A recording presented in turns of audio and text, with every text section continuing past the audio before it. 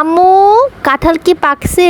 এই যে দেখেন কাঁঠালটা এখনো পাকে নাই। আর প্রতিদিন আমরা খাওয়ার চিন্তা করি কবে যে কাঁঠালটা খাবো। প্রতিদিন সকালবেলা উঠে আমার একটাই কাজ কাঁঠাল টিপে টিপে দেখা কাঁঠাল কেন পাকে না। আসসালামু আলাইকুম এভরিওয়ান, কেমন আছো তোমরা সবাই? আলহামদুলিল্লাহ আমি ভালো আছি। আজকে সকালে ঘুম থেকে উঠে দেখি আম্মু একদমই নাস্তা রান্না করে। আর এদিকে এত রোদ উঠছে, মানে কি বলবো, আজকে দিনটা একটু বেশি গরম ছিল। প্রতিদিনই বৃষ্টি হয় কিন্তু আজকে রোদ ছিল। আবার চলে গেছি কাঁঠাল দেখার জন্য কাঁঠাল পাকছে কি। সকালবেলা আম্মুকে বলতেছিল, আম্মু কাঁঠাল কি পাকছে বলো তো।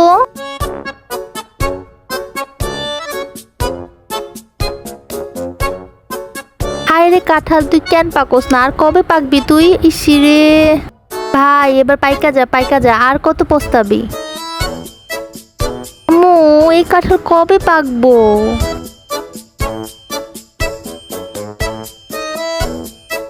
মনে হইতেছে কাঁঠাল পাকতে পাকতে আমি বুড়ি হয়ে যাবো। কাঁঠালের দিন শেষ হয়ে যেতেছে, কাঁঠাল পাকতেছে না।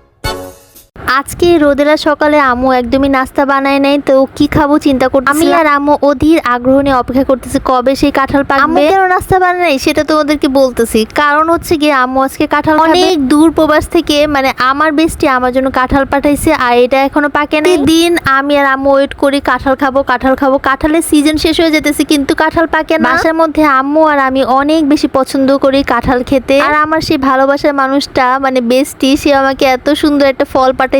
সে অনেক দূর থেকে তার গাছের কাঁঠাল পাঠাইছে আমার জন্য। সে জানে আমি অনেক কাঁঠাল পছন্দ করি, সাথে হচ্ছে কি ভালোবাসার মানুষের দেওয়া জিনিস কিন্তু অনেক বেশি মজা হয়। গাইস, আমি রাতারাতি কাঁঠাল ভাঙতেই পারি না, কিন্তু আমার বেস্টি বলছে একটু শক্ত শক্ত থাকতে কাঁঠালটা খেতে। তো একটু শক্ত থাকতে কাঁঠালটা ভাঙতে গেছিলাম, আর এই যে দেখো কাঁঠালটা কেমন কাঁচা বের হয়েছে। তো কি করার, আম্মুর আবদার পূরণ করার জন্য সকাল সকাল একটা কাঁঠালই কিনে নিয়ে আসছি। ঘরের কাঁঠাল যেহেতু পাকতেছে না, সেহেতু আম্মু যেহেতু আবদার করছে একটা কাঁঠাল তো খেতেই হবে, তাই না? এমনি তো কদিন পরে কিন্তু কাঁঠালের সিজন শেষ হয়ে যাবে, তখন আর কাঁঠাল পাওয়া যাবে না। আমি ছোট্ট একটা কাঁঠাল নিয়ে আসি শুধুমাত্র 2 দিন খাওয়ার জন্য, কারণ পরে কাঁঠালটা পাকলে ওইটাই খাবো। আপাতত আম্মুর শখ পূরণ করার জন্যই কাঁঠালটা নিয়ে আসছি। আর এই যে দেখো কাঁঠালটা কত সুন্দর কোষ হয়েছে, অনেক বড় বড় কোষ ছিল কাঁঠাল। কিন্তু গাইজ, এই প্রথমবার কাঁঠাল কিনে আমি একটু ঠকছি, মানে অর্ধেক মিষ্টি অর্ধেক কাঁচা ছিল, বেশি একটা মিষ্টি ছিল। এই কাঁঠালটা নরম ছিল কিন্তু কোষগুলো বড়, আবার বিচিগুলো কিন্তু অনেক সুন্দর। খেতে গেলে ময়লাই বেশি হয়ে যায় কাঁঠালের চেয়ে। বেস্টি বলছে কাঁঠালটাকে একটু গুজ দিতে। গুজ কি বলে আমি জানি না, পরে খালাকে জিজ্ঞেস করলাম, খালা দুধ আর লবণ দিয়ে মিক্সড করে আমাদের এই কাঁঠালের মধ্যে ঢেলে দিল। এইভাবে করে কাঁঠালকে দিলে নাকি কাঁঠাল নাকি খুব জলদি জলদি পেকে যায়। তোমরা এই ব্যাপারগুলো কে কে জানো অবশ্যই জানাবা। আর কোনো পদ্ধতি থাকলে আমাকে কমেন্টস করে জানাও কাঁঠাল কিভাবে পাকানো যায়। কাঁঠাল পাকতে না পাকতে আমার আম্মু সবাইকে দাওয়াত দিয়ে দিয়েছে কাঁঠাল খাওয়ার জন্য। এদিকে তো বেস্টির কাঁঠাল পাকেই না, কি আর করার। তারপরে এই নতুন কাঁঠাল খাচ্ছিলাম মুড়ি দিয়ে।